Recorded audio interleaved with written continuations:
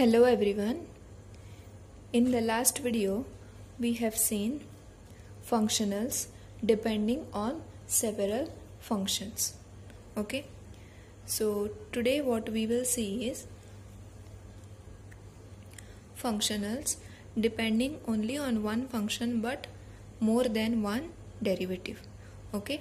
So till now what we have seen is if vy of x is a functional, then given by this x0 x1 f x y y dash dx, okay, with the boundary conditions y at x0 is y0, y at x1 is equal to y1.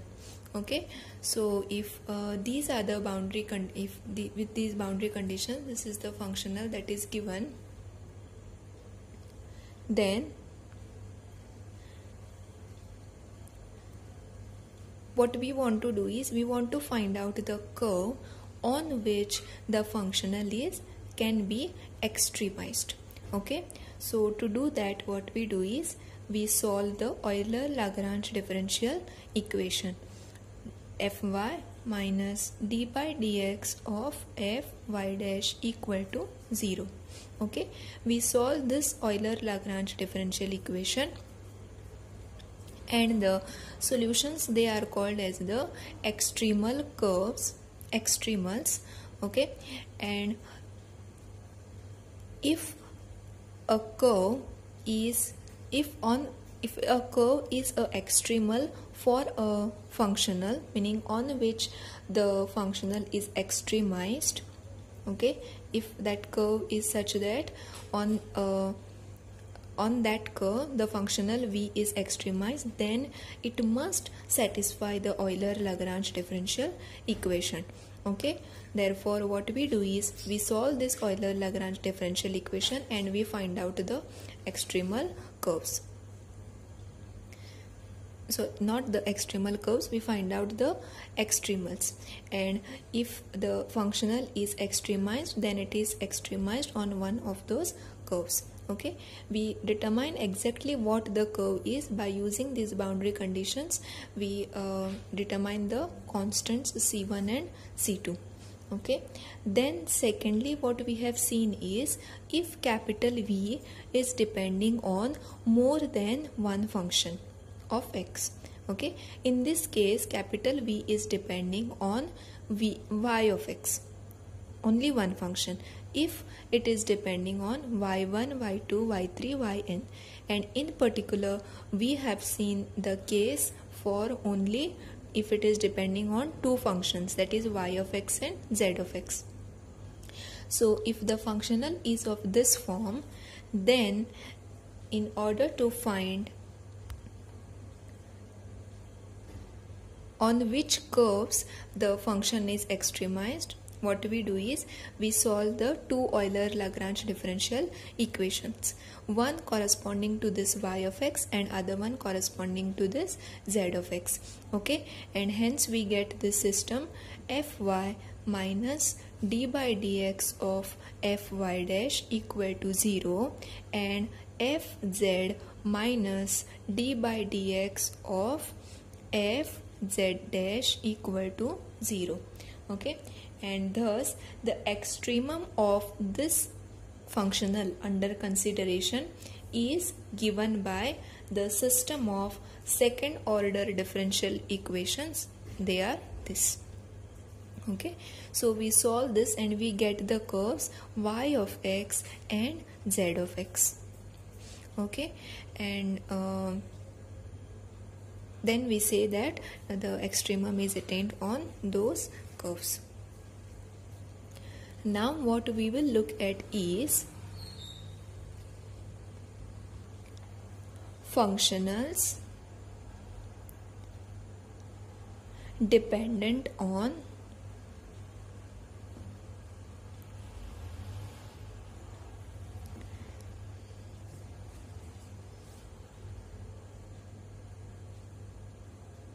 higher order derivatives. Okay, when I had introduced the concept of functionals, meaning when we defined what is a functional, we have seen all these several types of functionals.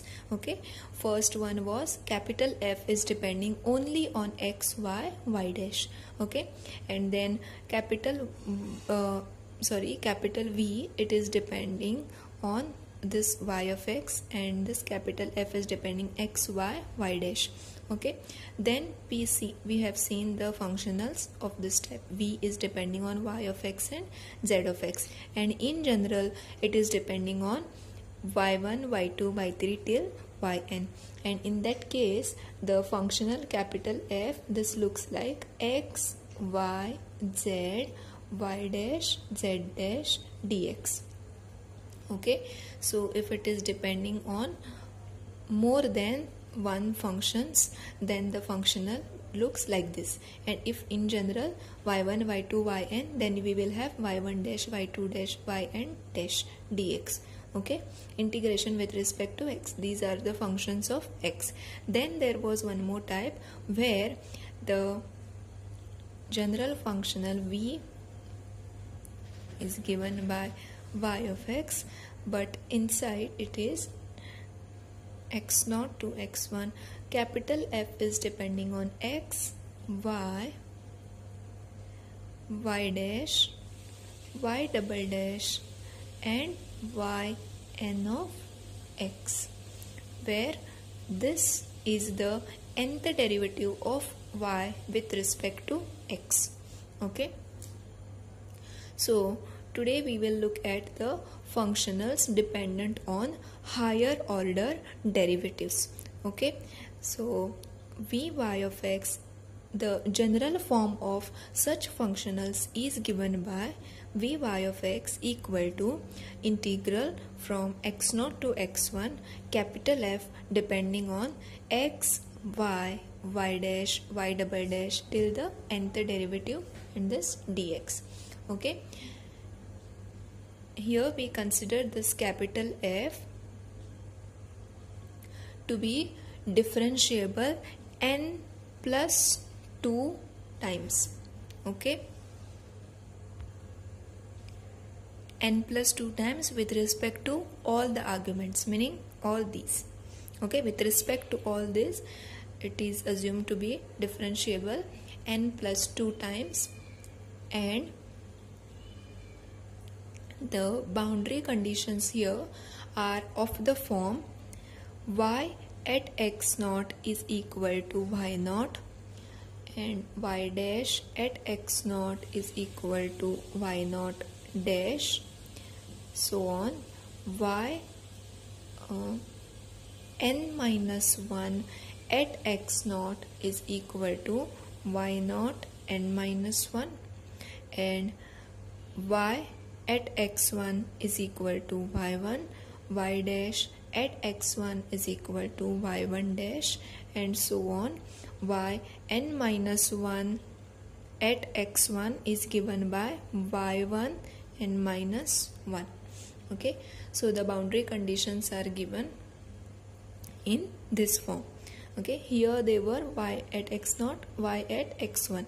Okay, because only one derivative was involved. Here we are dealing with the nth derivative, and therefore if you see here we will have 2n boundary conditions. Okay, here we had 2 boundary conditions, here we will have 2n boundary conditions.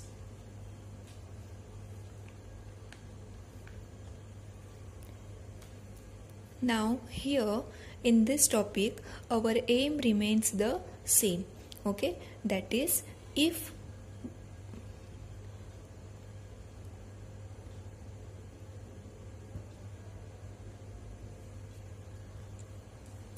the curve y equal to y of x extremizes the functional under consideration, that means this, then which is the equation or which is the differential equation that this curve must satisfy. Okay, or in other words, this curve must be a solution of which equation? That is what we want to find out. Okay, like for example, when we started with this, if what we said, if y equal to y of x is a curve which extremizes this functional, then it must satisfy the Euler-Lagrange differential equation. Okay, and this was that equation. In a similar way, we want to find out which is that equation that which should be satisfied by the curve y equal to y of x, which is extremizing the functional this. Okay, so the approach to derive that equation remains same as we have seen for the Euler-Lagrange differential equation. Okay, in detail, meaning the full derivation, I will not demonstrate here, but it follows on the similar lines. Okay, so we will just start with the idea, and then the remaining things you can complete it on your own. Okay, because the idea is very much similar. Okay, and it's just about integration and differentiation. Okay, just the calculation part.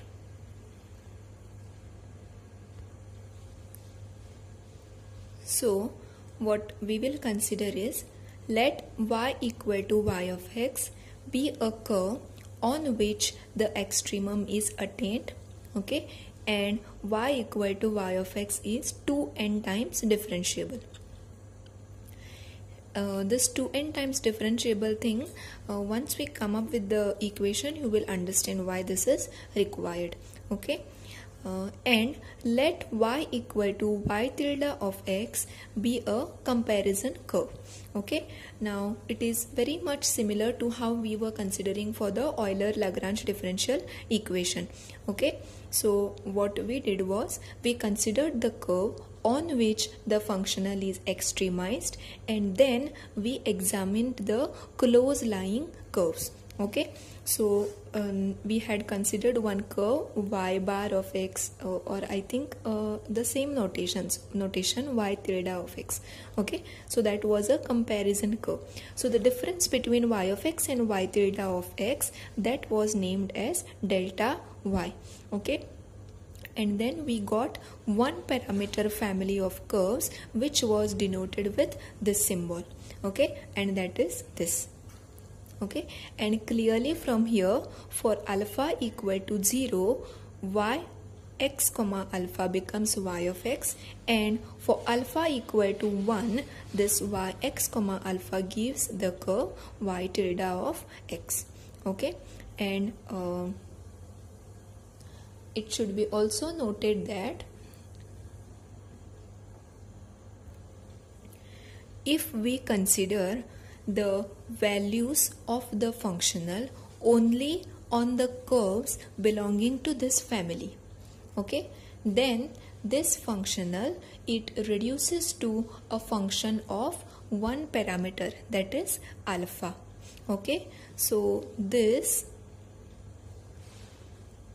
if we consider v only on the curves belonging to this family, then this becomes a function of alpha, and we had named it as the function phi of alpha. Okay,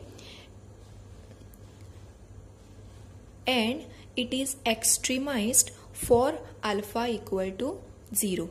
Okay, and it's extremized for alpha equal to 0. Why at alpha equal to 0? Because see here, at alpha equal to 0, this reduces to what?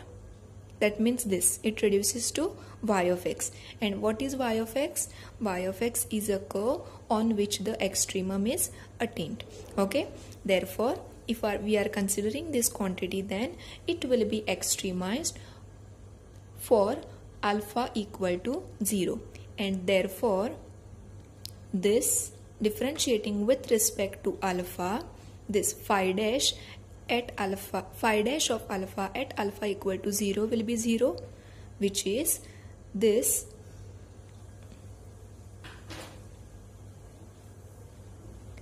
at alpha equal to 0, will be equal to 0. Okay, that means if we differentiate it with respect to alpha, that will be equal to 0.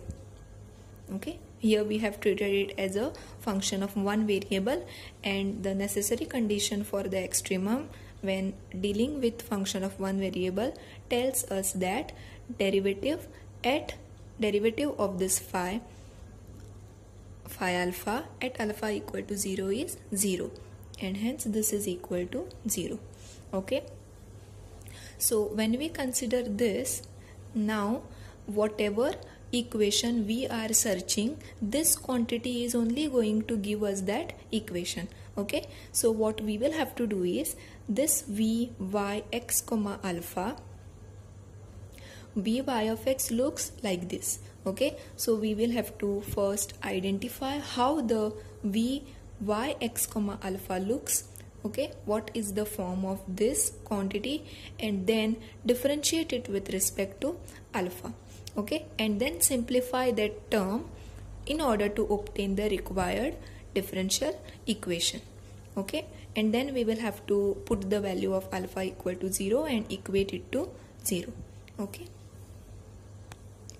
one more thing is to be noted here. This quantity, it is also called as this delta v. Okay, and on the extremizing curve, delta v is equal to 0. We have seen one theorem which says that on the extremizing curve this delta v is equal to 0, and hence what will happen is this quantity is its delta v, and then that will be equated to 0, which will give us the required differential equation. Now we have written here this quantity v y x comma alpha, that will be of this form. Okay, so we are differentiating it with respect to alpha. Okay, and this quantity at alpha equal to 0, then that is called as delta of v. Okay, so when we differentiate it with respect to alpha, when it goes inside, it will be the partial derivative with respect to alpha. So differentiating f with respect to x and then x with respect to alpha, so that term it will vanish. We will be left with differentiating f with respect to y and differentiating this y with respect to alpha. Okay, so we want to differentiate y with respect to alpha. Okay, sorry, we want to differentiate y with respect to alpha. Now when I say we want to differentiate y with respect to alpha, that means we want to differentiate this with respect to alpha. That is, we want to differentiate this with respect to alpha. And what is yx comma alpha? Yx comma alpha is y of x plus alpha into delta of this y. Okay, clearly see here, this is also a function of x. Okay, and we want to differentiate this with respect to alpha. So what will happen, this will go and we will be left with only this term. Okay, so here we will get this delta of y plus differentiating f with respect to y dash and then differentiating this with respect to alpha. So again what we will have to do is, first we will have to find out the derivative of this, and then for that derivative we will have to differentiate it with respect to alpha. Okay, so we have already seen that the derivative of this is equal to y dash plus alpha into derivative of this. Okay, and differentiating that quantity with respect to alpha will give us differentiating this with respect to x. Yes, so we will get this term. Accordingly, y double dash will be differentiating this y on similarly, then differentiating f with respect to y, that n, and then this will be n times, okay, this dx. Now what we will have to do is we will have to simplify this integral. Okay, so how do we simplify this? See here, it's with the derivatives. So if we integrate it by using term by term integration, okay, sorry, not term by term integration, the UV rule of integration, then what will happen is these derivatives will vanish and we will get some nice equation. Okay, so this we can keep it as it is. Then I will not write the full detailed steps of this. This we will keep as it is. This term we integrate it once. Okay, then this term we integrate it twice. Integrate it twice means what? If I apply the integral once, it will be simplified. Yes, this term will get simplified. This double derivative will vanish and it will be fy double dash into delta y dash. Okay, evaluated at x naught x minus integral of derivative of this into integral of this. Okay, and then again that inside term you have to again apply UV rule. Okay, that is what I mean by integrate the second term twice. Okay, that means apply that UV rule 2 times. Okay, so for this 1 time, for this 2 time, and accordingly if you see for this we will have to apply it n times. Okay, so after doing all that and then making use of the given boundary conditions, when we make use of the boundary conditions, what will happen is it will be used to show that these terms are going to 0. Okay, very much similar to like how we were doing it for the Euler-Lagrange differential equation. Okay, because this is the difference between y tilde and y, so we will have to evaluate both at the point x0 and x1. Okay, and similarly for all the derivative, similar for all the terms, and hence these boundary conditions will help us to show that these variations, okay, they are going to 0. Okay, at the points x0 and x1. Okay, and hence we will be left with delta v equal to integral x0 x1 fy minus d by dx of fy dash plus d square dx square of fy double dash plus it will go on minus 1 raised to n into dn dxn fyn. Okay,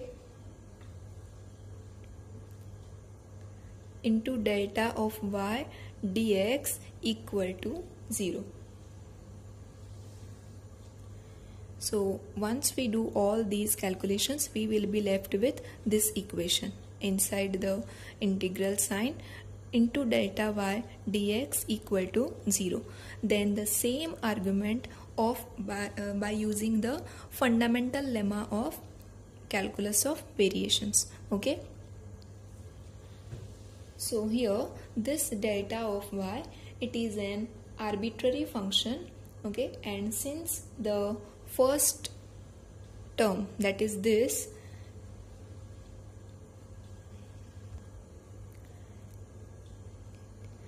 term, it is also continuous. Okay, therefore we can apply the fundamental lemma of calculus, and this is an arbitrary function.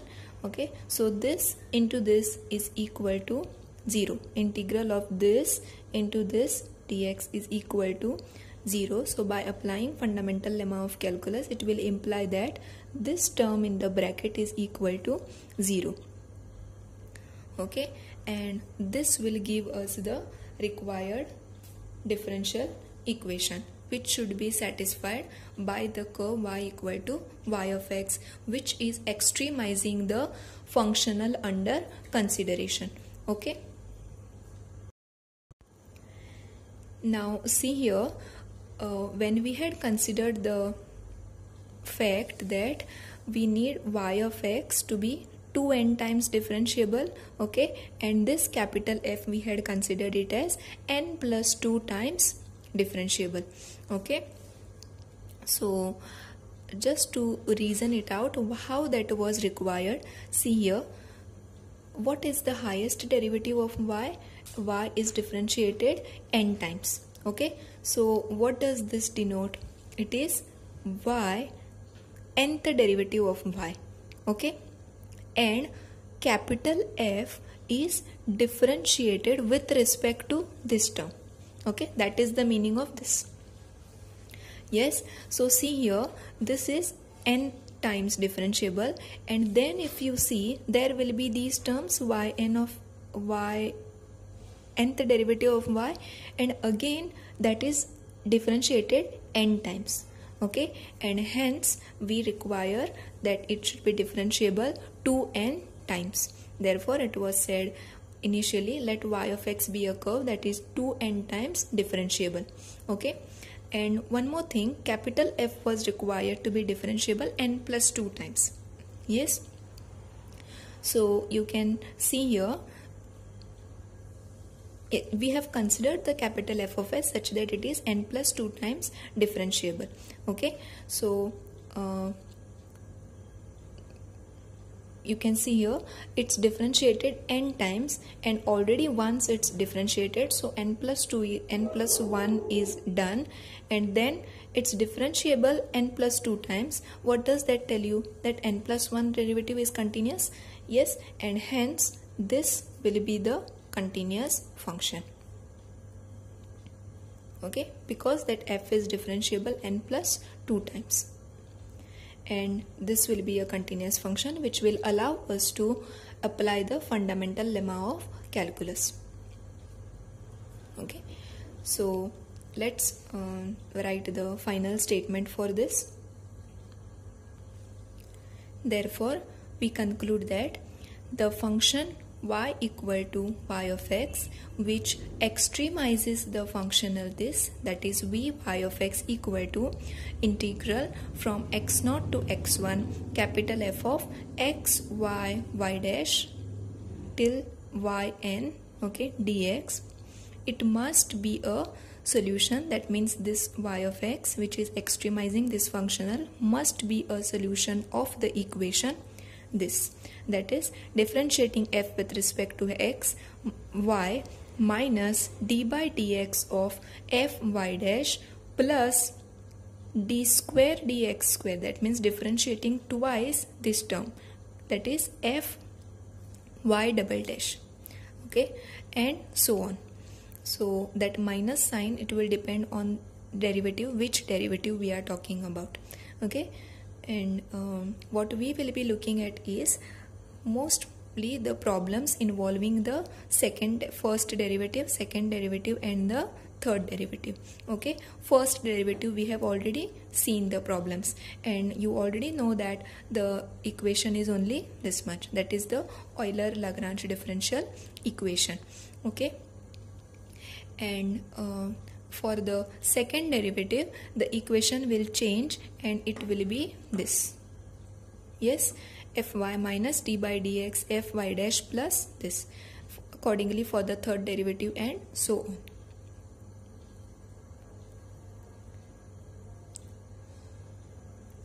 This equation, it is called as Euler-Poisson equation, and it is a differential equation of order, it's a differential equation of order 2n. Okay, So how that order will be 2n? See here, for the Euler-Lagrange differential equation, the equation is this, and the Euler-Lagrange differential equation was an second order differential equation. Okay, in that case n is equal to 1 because it's only one derivative. Yes, so here we have n derivatives. Then this equation is a differential equation of order n. Even if you try to simplify, meaning observe this term carefully, you can easily understand why it becomes a differential equation of order n. 2n. Okay, so already y is differentiated n times. Okay, so when we consider this term f y n, okay, again it's differentiated n times. Okay, so that's how it becomes the 2n, and therefore what will happen is we will get a 2n parameter family of equation. Okay, and we have 2n constants in order to determine the unknown c1, c2, cn, c2n in the solution. Okay.